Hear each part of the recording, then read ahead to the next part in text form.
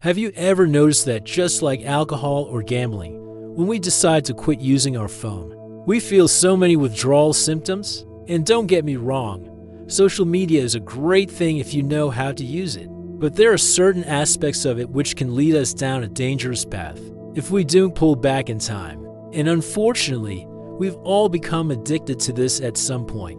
In fact, there was a study done by Action this month that found that it takes an average of 35 minutes for someone to pick up their phone after seeing the logo. They also found that people check their phones about 47 times a day and spend over 3 hours on social media. That is why we decided to make this video, so that you can be aware of the dark side of dopamine and learn how to detach from your phone before it is too late.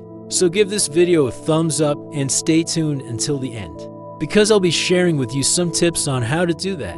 But first things first, let's discuss what actually makes your phone so addictive. The answer is simple: dopamine. When you think about it, every single feature on your phone has been created to manipulate you into staying on it as long as possible. Take Instagram for example.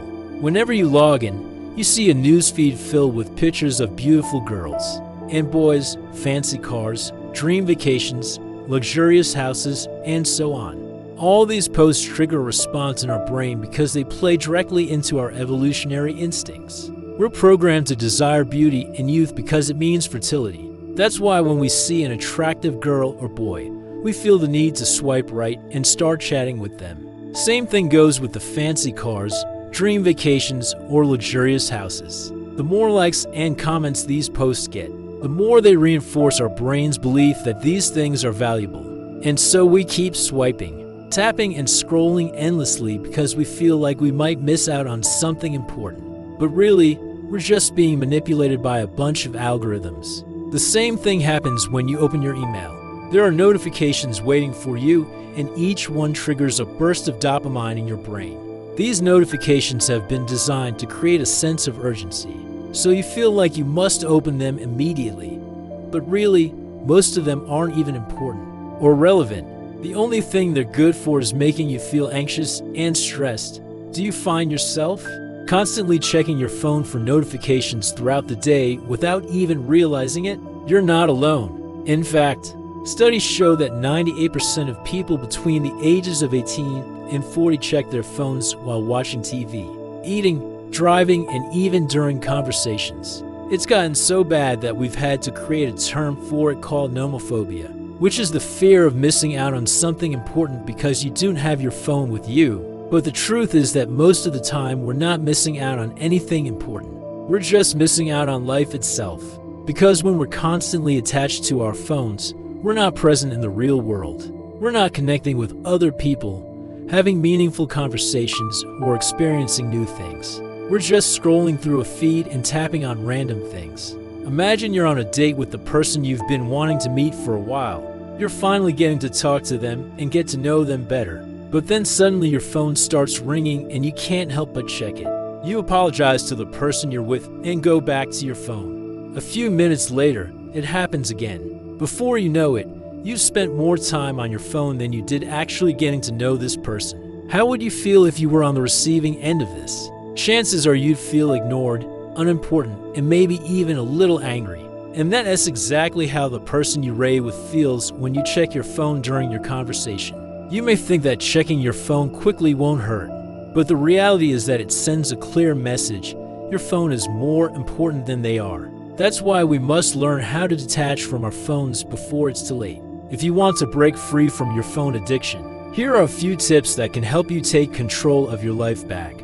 First, be aware of your triggers. What makes you pick up your phone? Is it boredom, loneliness, anxiety, or habit? Once you know what triggers your phone addiction, you can start to address it.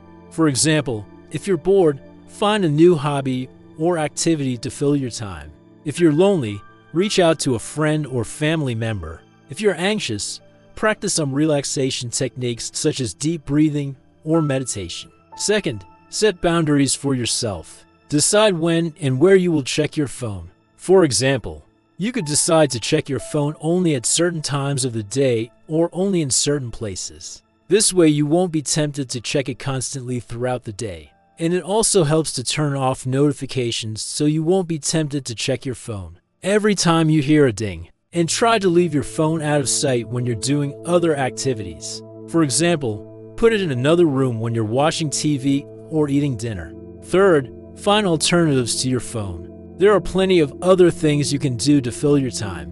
Read a book, take a walk, call a friend or family member, or work on a hobby. And when you're on a social media platform, be intentional about what you're doing. Instead of mindlessly scrolling through a feed, take some time to plan out what you want to accomplish. For example, if you're on Instagram, decide before you log in who you wanted to follow and what you wanted to post.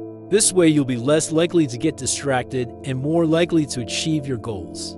Fourth, be patient with yourself. Breaking any addiction takes time and effort. Don't get discouraged if you slip up and check your phone more than you intended to. Just pick yourself up and keep trying. And remember, you're not alone in this. There are resources available to help you break free from your phone addiction. Reach out to a friend or family member for support or seek professional help if needed. And fifth, use your phone intentionally. Instead of letting your phone control you, take control of it yourself. Use it to your advantage by setting reminders, planning your day, and staying connected with friends and family. You can even use it to track your progress as you work on breaking your phone addiction. By following these tips, you can start to regain control of your life and break free from your phone addiction once and for all. It won't be easy, but the rewards will be worth it. You'll have more time, more focus, and more freedom to enjoy your life the way you want to. So what are you waiting for? It's time to take control of your life back and break free from your phone addiction. You can do it.